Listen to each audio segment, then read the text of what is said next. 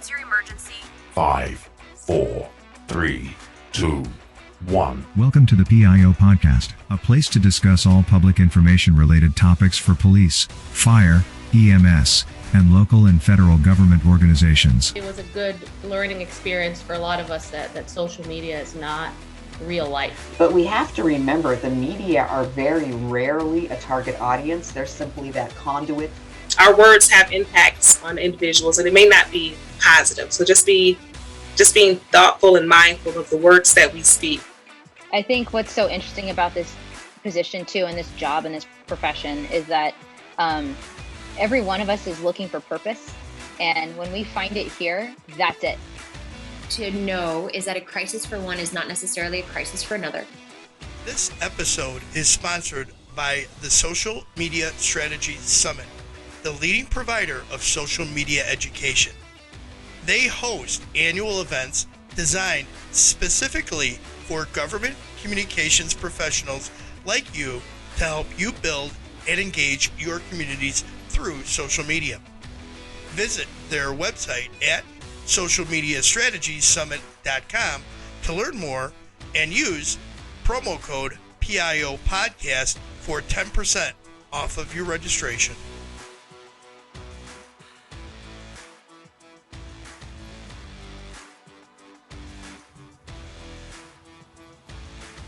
Hello, everybody. Today on the PIO Podcast, we'd like to welcome Public Information Officer Jerred Johnson. He's from the Somerset County Emergency Services in Princess Anne, Maryland. Thank you for being on the show. Yeah, it's my pleasure. Thank you for having me. So let's talk basics first, Jerred. Where is Somerset County located? And then what is the size of the community it serves? And then lastly, how many staff members does Somerset County Emergency Services have? So Somerset County, Maryland is on the lower eastern shore. It's actually the southernmost portion of the state, which is just north of the Virginia line. Our current population is somewhere around 22,500 people. We're mainly a rural agricultural or waterman-based population. As far as our office, we have 3 of us. So it's a director, the assistant director, and then myself. That's all we got. Oh, relatively small. Okay. Yes, very small. How did you end up becoming the PIO? That's actually an interesting story. Within my first 2 weeks at Somerset County, I was informed that the current PIO was retiring. So I actually was working on the ICS chart and the continuity of operations plan when I first took over. So I asked the director, I walked into her office and asked her flat out who would be taking over. And she asked if I had any public information experience and if I had any interest in the position. And I said yes and yes. So then I was appointed originally just the PIO for emergency services. And then a couple weeks later, that developed into the full-time PIO gig at the county as well. And then actually, I'm something of a dual PIO because I'm also a public information officer for the Stockton Volunteer Fire Company. Which is a relatively new position as well. As far as that went, I started off as the social media manager for our Facebook page, and that was probably 2 or 3 weeks before we lost our fire chief, Neil Allen Payne, in the line of duty. So after he passed away, I acted as the public information officer for his funeral, and then I just never left the position. I just held on to it ever since. So how long have you been in that position? That was October of last year, so about 8 months now I've been in this position. I did the social media manager about a couple weeks before that, so less than 9 months I've been in the dual PIO role. What does Somerset County Emergency Services, what is their role and what do they do? It's a relatively small number of people, so I'm assuming there's a lot of support roles that you're involved in. Yeah, so we are the main emergency management Homeland Security office for the county. And then we also have the Emergency Communications Division, which is our 911 public safety access point. We do both. Now, I only oversee all of emergency management Homeland Security. The other 2, the director and the assistant director, oversee the public safety access point. So we handle a lot of the coordination for our major events and any disasters, incidents that we have in the county. We activate the EOC, we run it, we are the EOC managers, we keep the place running as best we can. as the honestly, I was going to ask you this question: how are you staffed? Well, you answered that when you said there's only 3 of you office wide. So you're wearing multiple hats as a PIO, social media, everything. So you're a busy person. Yes. What platforms are you using to connect and inform the community you guys serve? So we mainly rely on social media and the traditional media, actually. Social media, like specifically Facebook, it's not necessarily the most reliable outlet, but it does often get a great deal of attention, especially locally when we have disasters and incidents. We get a lot of hits on our Facebook page whenever we put out specific information about flooding or an incident that's happening in the county. As for the traditional media, I'm pretty blessed to say that the local news outlets here are often pretty professional, and they're usually on the ball. They typically call me or reach out before, during, and even after a disaster or an incident to get a quote or to run a story. So they have no issue getting our message out very quickly and very accurately, which is always really nice. And then, of course, in the most extreme circumstances, we do have our Code Red system that we can notify our residents and keep them apprised of anything that's happening and any actions we need them to take. But we usually rely on social media and the traditional media to help as well. As one of the things that you had brought to my attention about connecting to Gen Z, what issues or concerns impact your community when you can try and connect to them? What issues have you seen?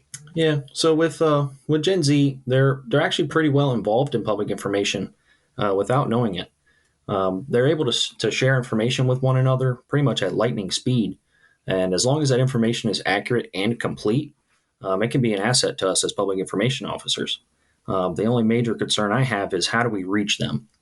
With all the new social media platforms and the ever-changing dynamic of cell phones and technology, it's always a question of what's the best way to communicate with all generations and keep up with the Gen Zs and all the new technologies and social medias that they're using, and making sure that our message is hitting them and making sure that they're sharing the right information with each other. That's always a big challenge. Okay, so you said primarily using Facebook. Are you using other platforms? So we are only using Facebook in the emergency management world. As far as the Facebook for for the fire company, we have branched out. We actually just started a YouTube channel, and we're moving over to Instagram as well. I didn't pursue that with the county as far as our emergency management office goes, mainly because our Facebook is actually doing pretty well. So we figured that we might as well just keep things going the way it is.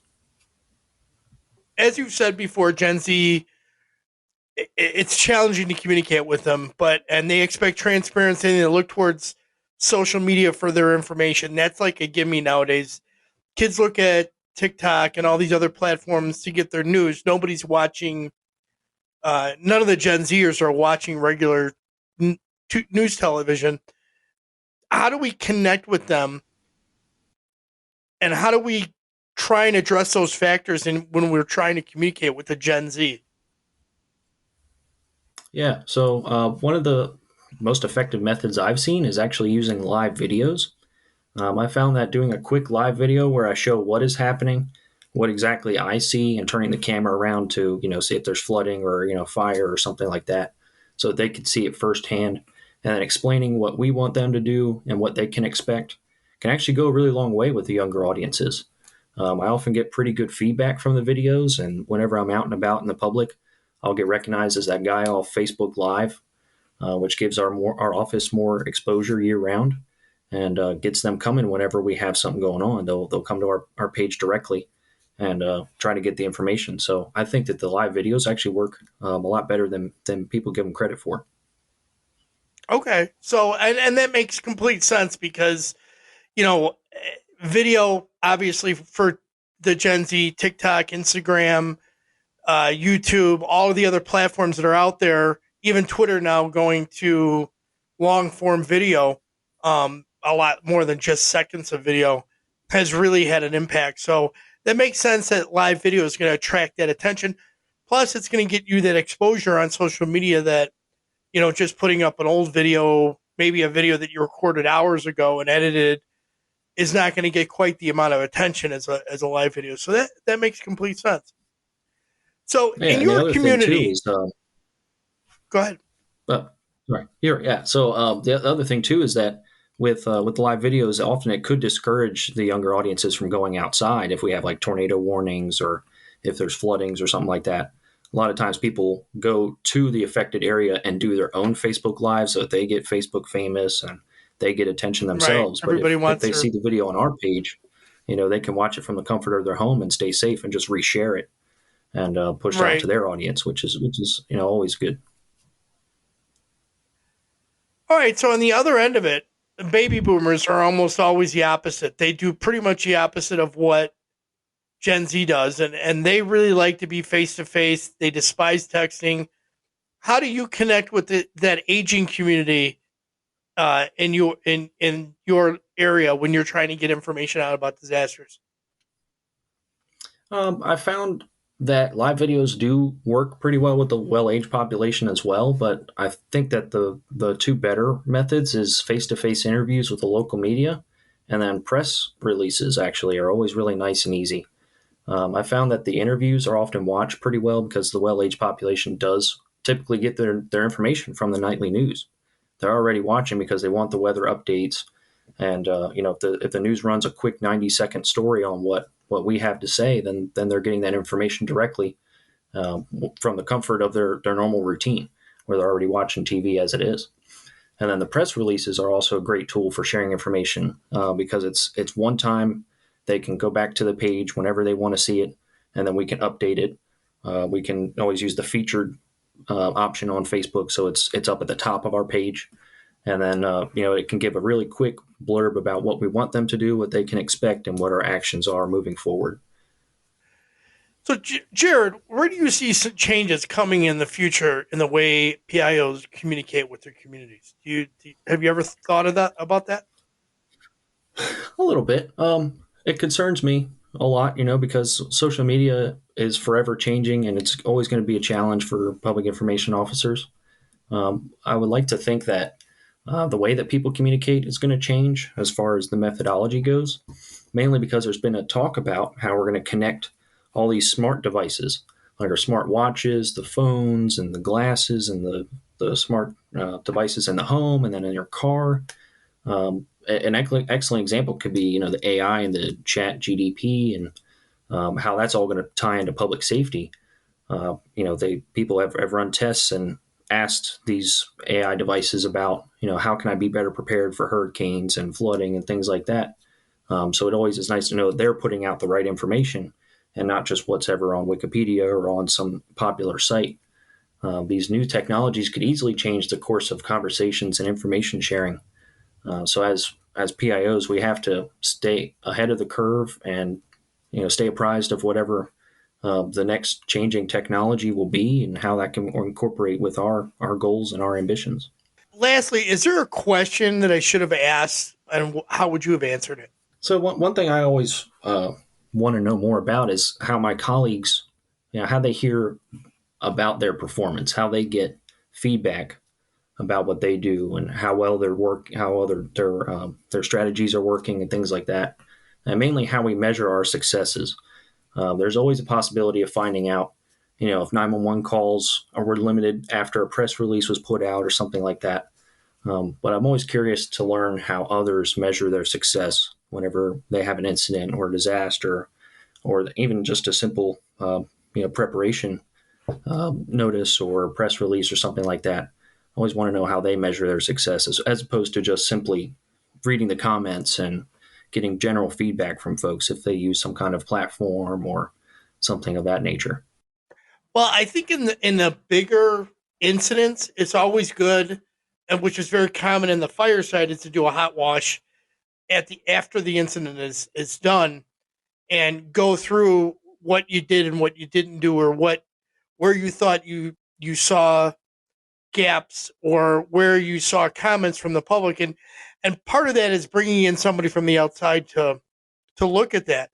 In the smaller incidents, I would think part of that would be you reflecting on the information you put out.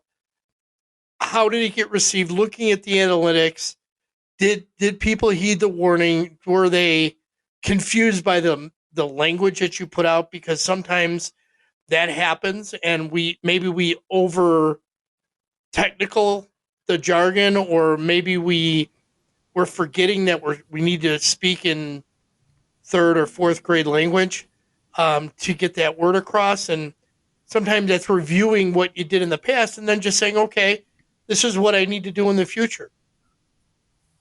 Right. Yeah, I definitely agree. Absolutely. Okay, Jerred, we're going to go into some rapid fire questions. You ready? I'm ready. Let's do it. All right, rapid fire. Here we go. Texting or talking? I'd say talking. Coffee or tea? I don't drink coffee, so tea all day. Adult drink of choice? I like a cool Jack and Coke. What would be your superpower if you had one? Probably teleportation, so I can get stuff done faster. You know, it's so many people wish that. It's definitely true. Do you have a pet? Oh, yeah. I do. I have a cat and a dog. Nice. Is there a book or an author who had an influence on you? Dr. Peter Langman has a series of books on school shooters and the criminology behind that. And we read that in my undergraduate, and it's the series of books that he has are really good. And it definitely pushed me towards my academic research in my later years. So I definitely put him up there. Okay. Ask permission or beg for forgiveness?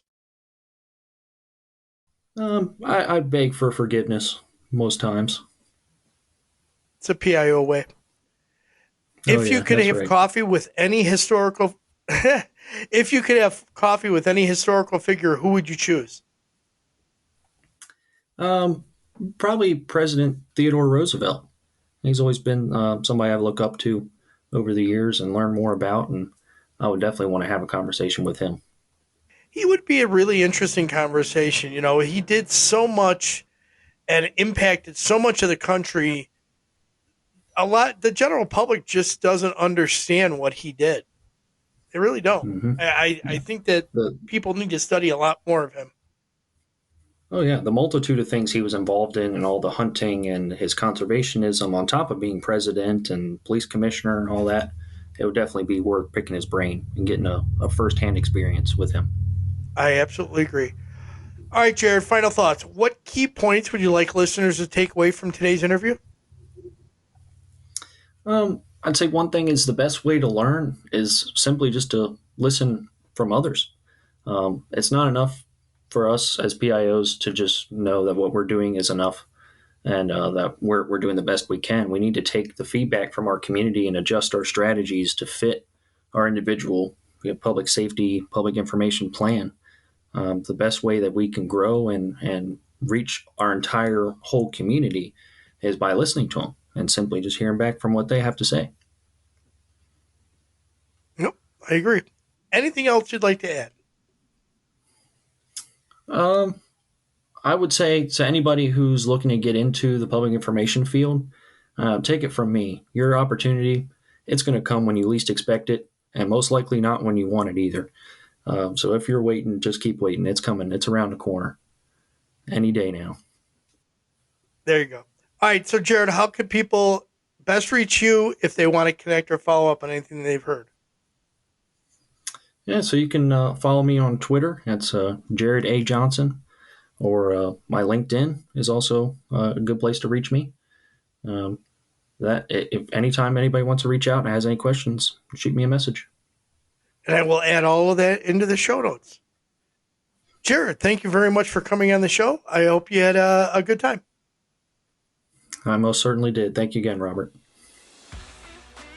And that was Jerred Johnson from Somerset County Emergency Services in Princess Anne, Maryland.